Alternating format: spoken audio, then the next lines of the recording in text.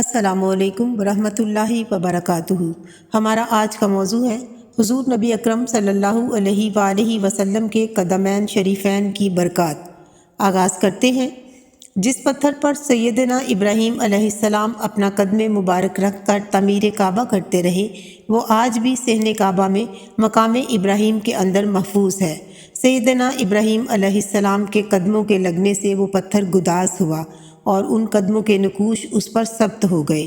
اللہ رب العزت نے اپنے حبیب صلی اللہ علیہ وآلہ وسلم کے مبارک قدموں کو بھی یہ معجزہ عطا فرمایا کہ ان کی وجہ سے پتھر نرم ہو جاتے۔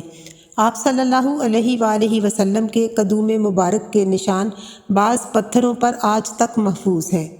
حضرت عمر بن شعیب رضی اللہ عنہ بیان کرتے ہیں کہ ایک دفعہ آپ صلی اللہ علیہ وآلہ وسلم اپنے چچا حضرت ابو طالب کے ساتھ عرفہ سے 3 میل دور مقام ذی المجاز میں تھے کہ انہوں نے آپ صلی اللہ علیہ وآلہ وسلم سے پانی طلب کرتے ہوئے کہا، مجھے پیاس لگی ہے اور اس وقت میرے پاس پانی نہیں۔ بس حضور صلی اللہ علیہ وآلہ وسلم اپنی سواری سے اترے اور اپنا پاؤں مبارک زمین پر مارا تو زمین سے پانی نکلنے لگا۔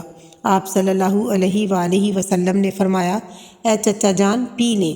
جب انہوں نے پانی پی لیا تو آپ صلی اللہ علیہ وآلہ وسلم نے دوبارہ اپنا قدم مبارک اسی جگہ رکھا تو وہ جگہ باہم مل گئی اور پانی کا اخراج بند ہو گیا۔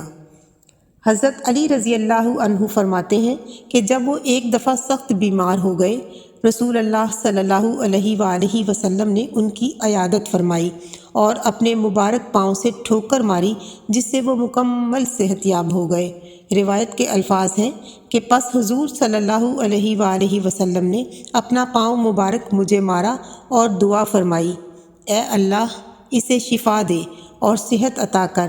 اس کی برکت سے مجھے اسی وقت شفا ہو گئی اور اس کے بعد میں کبھی بھی اس بیماری میں مبتلا نہ ہوا۔ حضرت ابو ہریرہ رضی اللہ عنہ فرماتے ہیں کہ ایک شخص نے حضور صلی اللہ علیہ وآلہ وسلم کی خدمت میں آ کر اپنی اونٹنی کی سست رفتاری کی شکایت کی تو آپ صلی اللہ علیہ وآلہ وسلم نے اپنے پائے مبارک سے اسے ٹھوکر لگائی۔